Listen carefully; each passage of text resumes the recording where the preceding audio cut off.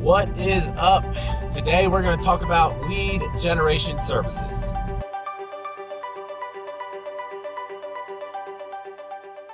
Hey, I hope everyone is doing well, and today I wanted to talk about lead generation services and whatever you want to call them, like Angie's List, Thumbtack, Home Advisor, Nextdoor.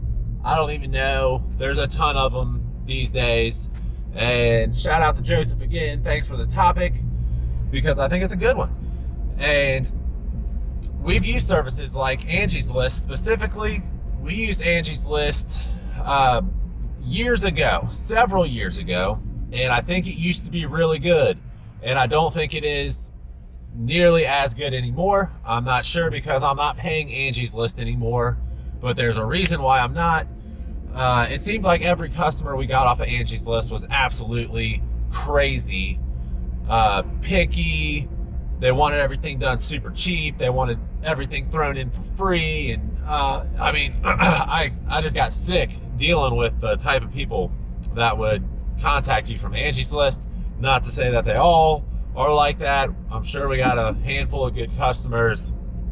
If you get on Angie's List right now and look up my company, Loyal Green, you'll see I think we have 67 reviews on Angie's List with an A rating.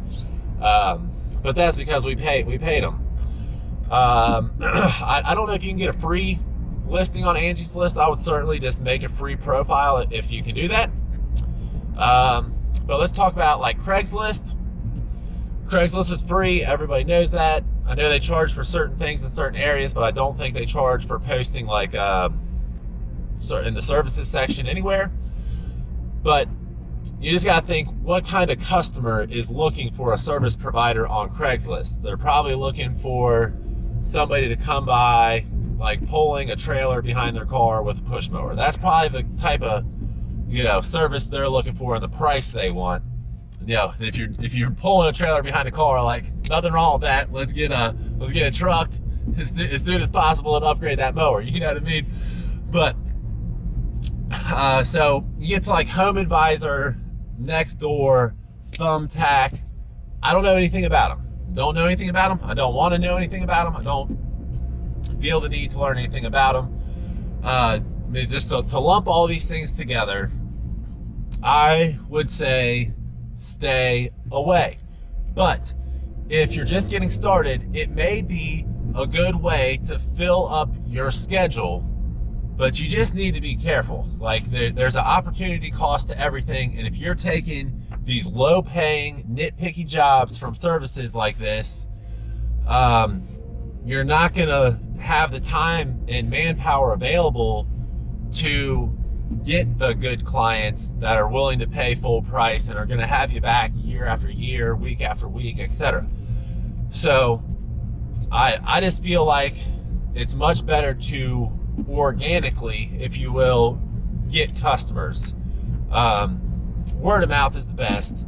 But just real briefly, because I'm going to do a whole video on this, but if I were to run an advertising marketing campaign for my lawn care or landscaping business right now, what I would do is I would run an EDDM mail campaign, which is every door direct mail through the USPS, something like 18-19 cents. They mail each piece of mail for you.